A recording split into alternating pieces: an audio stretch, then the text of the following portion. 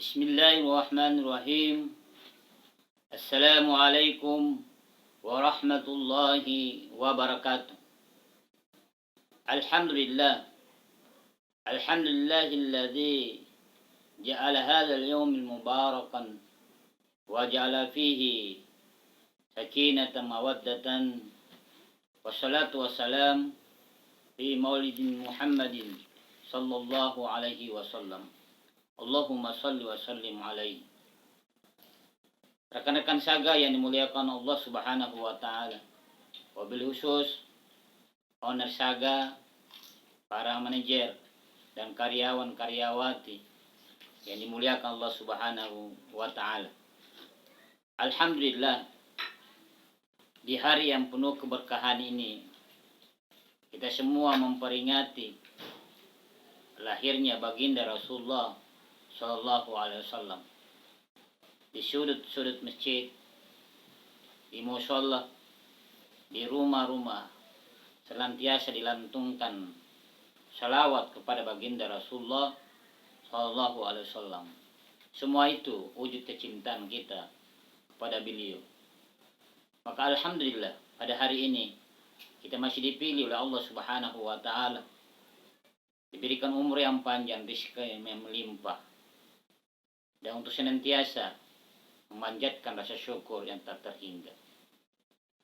Salawat dan taslim kita aturkan kepada baginda Rasulullah Sallallahu Alaihi Wasallam atas perjuangan Rasulullah dan para sahabat. Hari ini kita bisa mengenal Islam, mengenal Allah, mengenal Rasulullah. Semuanya berkat dari perjuangan Rasulullah Sallallahu Alaihi Wasallam. Rekan-rekan saga yang dimuliakan Allah Subhanahu wa taala, tiadalah figur yang paling difigurkan di muka bumi ini, bahkan hingga di akhir kelak. Dialah Rasulullah Sallallahu Alaihi Wasallam menjadi idola kita, menjadi pemimpin kita, menjadi tolak ukur kita, baik kita bermuamalah, beribadah, bertingkah laku. Sosok baginda Rasul ada merupakan contoh teladan. Ketika kita berbicara tentang politik, maka politik sudah diajarkan oleh baginda Rasul. Ketika kita mengkaji tentang bisnis, bermuamalah, maka referensi Rasulullah yang kita harus ikuti.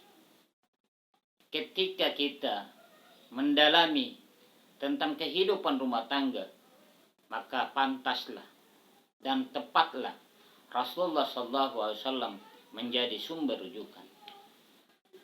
Hari ini, tepatnya di bulan Rabiul Awal, kelahiran baginda Rasulullah Sallallahu Alaihi Wasallam, di mana Rasulullah hadir untuk menerangi kehidupan, membawa berita gembira, membawa berita yang semangat. Ketika Rasulullah Sallallahu Alaihi Wasallam berjuang untuk mendengarkan kalimat tauhid, pengorbanannya sangat luar biasa. Rasul termasuk orang yang terdepan untuk menghalau, menghadang para musuh yang ingin membatalkan syariat Allah Subhanahu wa taala. Rekan-rekan saga yang dimuliakan Allah Subhanahu wa taala, dalam syair Al-Hafiz Al-Maqdil yang mengatakan bahwa iza kana haza kafiran ja'zamhu tabbat syada fi jahannam fi Muhammadin isa anna fi kulli yawmi isnaini abada yuhaffifu anhu azabu masyruran bi Muhammad fal kaifa billati kullu amrin bi Ahmad masyuran. Syair ini memberikan gambaran bahwa Isa kana haza kafiran, jika seorang kafir, atau yang dimaksud syair ini adalah Abu Lahab, ketika Allah Subhanahu wa taala memberikan azab di dalam kuburnya, maka Allah menunda, diakibatkan diakibatkan dia pernah menghormati, dia pernah bahagia karena kehadiran baginda Rasulullah sallallahu alaihi wasallam. Idza kana hadza kafiran ja'azamu. Ini memberikan gambaran bahwa sosok Abu Lahab yang menjadi tantangan dakwah baginda Rasulullah dapat perlakuan yang sangat luar biasa oleh Abu Lahab, pamannya sendiri. Diteror, bahkan ingin dibunuh. Tapi dia diselamatkan oleh Allah Subhanahu wa taala. Bahkan isa annahu fi kulli yawmin isnaini abada. Dia dikurangi azabnya. Dihentikan siksanya di hari Senin, di hari kelahiran baginda Rasul. Kenapa demikian? Masyruran, ia merasa gembira lahirnya baginda Rasulullah. Sosok Abu Lahab, siksaannya ditangguhkan di hari, kemudian di alam barzah ditangguhkan siksaannya karena dia merasa gembira hadirnya baginda Rasul.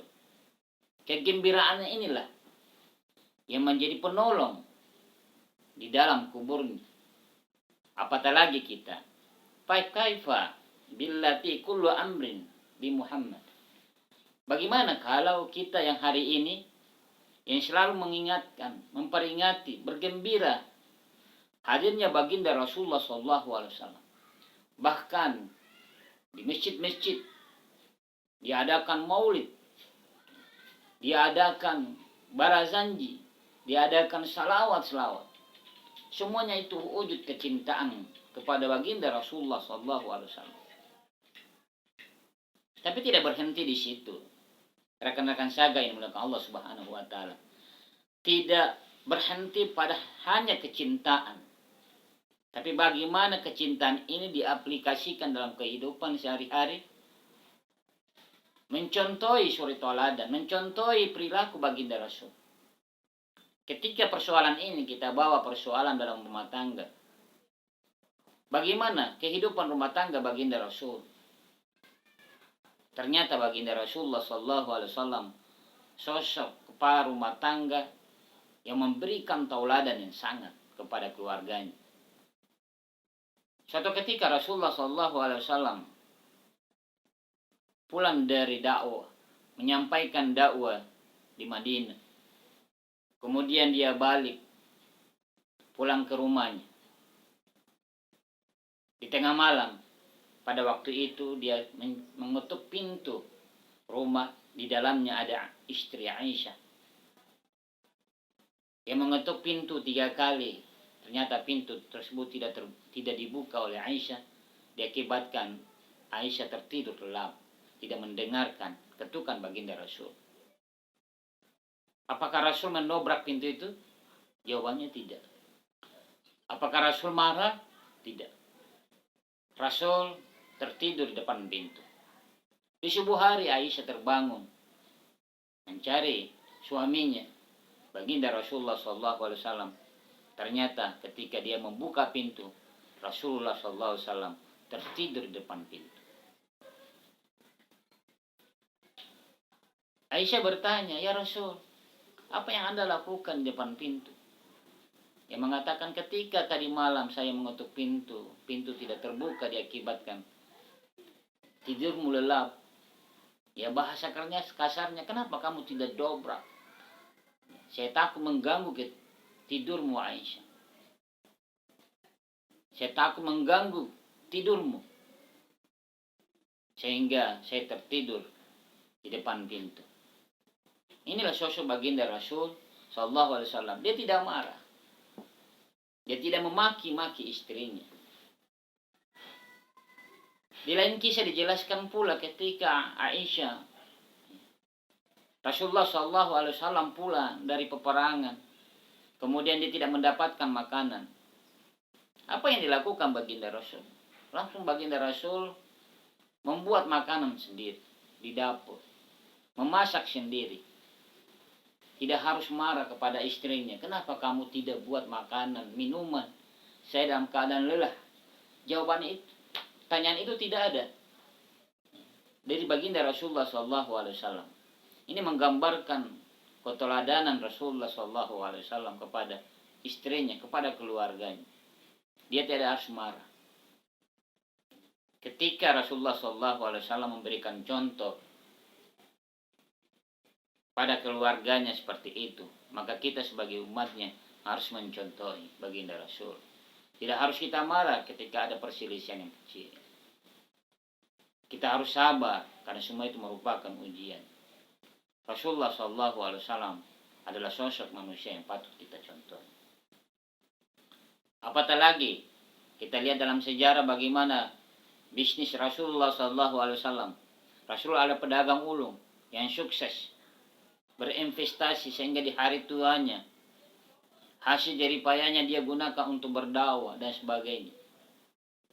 Ketika dia berbisnis, dia katakan yang buruk, dia katakan yang baik. Dia transparansi dalam bermuamalah. Sehingga konsumen-konsumen pada waktu itu sangat tertarik bagaimana perilaku Rasulullah SAW. Dan pada waktu itu pedagang-pedagang banyak yang curang. Tapi Rasul memberikan pelayanan yang prima kepada konsumennya, kepada pelanggannya. Sehingga apa? Bisnis Rasul selalu terus berkembang. Rekan-rekan saga yang dimuliakan Allah Subhanahu wa taala. Begitupun dalam kehidupan berpolitik. Rasulullah SAW selalu merangkul, tidak memukul. Selalu mengajarkan, tidak menghinakan. Ketika Rasulullah SAW ingin meletakkan Hajaratul Aswad, apa yang dilakukan Rasul? Rasul sebenarnya bisa sendiri untuk meletakkan batu Hajaratul Aswad dalam posisi yang semula. Tetapi apa yang dilakukan Rasul? Dia mengajak kepala suku kabilah pada waktu itu berkumpul untuk mengangkat batu bersama dan kemudian meletakkan Hajaratul Aswad di posisinya yang semula. Ini memberikan gambaran bahwa lawan-lawan politiknya, lawan-lawan dakwanya, dia tidak mengajak untuk bermusuhan, tapi dia merangkul untuk memberikan hidayah, untuk memberikan pengajaran-pengajaran. Sehingga apa yang terjadi? Musuh-musuhnya tertarik sehingga mengucapkan kalimat syahadat. Rekan-rekan saga yang dimuliakan Allah Subhanahu wa taala, tidak ada pilihan kata yang tepat ketika ada pertanyaan, siapakah suri toladan kaum muslimin? Jawabannya adalah baginda Rasulullah SAW. Dengan kita bermaulid, memperingati maulid baginda Rasul, membaca sirah-sirah nabawi, sehingga kita semakin dekat dan mengetahui pribadi baginda Rasul. Jangan sampai kita mengaku sebagai umat Nabi Muhammad, tapi faktanya kita tidak mengenal sosok baginda Rasulullah, sosok beliau. Kenapa? Karena kita tidak pernah membaca sejarah baginda Rasul, tidak pernah mendengarkan sejarah perjuangan Rasulullah SAW, akhlak Rasulullah SAW, baik itu kepada lawannya, apatah lagi kepada teman karibnya. Pesan baginda Rasulullah SAW dalam kehidupan, ketika kita ingin mendapatkan kebahagiaan di dunia, kebahagiaan di akhirat, doa akan diijabah oleh Allah Subhanahu wa taala, salat akan diterima, haji dan semuanya akan dikabulkan oleh Allah Subhanahu wa taala. Tidak ada syarat kecuali di dalamnya ada kalimat tauhid, kalimat syahadat kepada baginda Rasulullah SAW. Allahumma shalli ala sayyidina Muhammad wa ala alihi wa ashabihi ajmain. Mudah-mudahan rekan-rekan saga yang dimuliakan Allah Subhanahu wa taala, kita menjadi pilihan umat yang terbaik yang mengakui Muhammad adalah sosok manusia yang paling baik di muka bumi ini, memiliki akhlakul karimah, sehingga kita mampu menjadikan beliau sebagai contoh teladan, sehingga kehidupan kita semakin jauh lebih baik, semakin jauh lebih bahagia di muka bumi ini. Kita memohon kepada Allah Subhanahu wa taala dengan doa mudah-mudahan diijabah oleh Allah Subhanahu wa taala. Bismillahirrahmanirrahim. Alhamdulillahirabbil alamin. Allahumma shalli wa sallim ala sayyidina Muhammadin wa ala alihi wa ashabihi ajmain. Rabbana taqabbal du'ana innaka antas samiul alim wa tub alaina innaka antat tawwabur rahim. Rabbana atina fid dunya hasanah wa fil akhirati hasanatan wa qina adzabannar. Wa sallallahu ala nabiyyina Muhammadin wa akhiru da'wana alhamdulillahi rabbil alamin. Akhirul kalam, wassalamualaikum warahmatullahi wabarakatuh.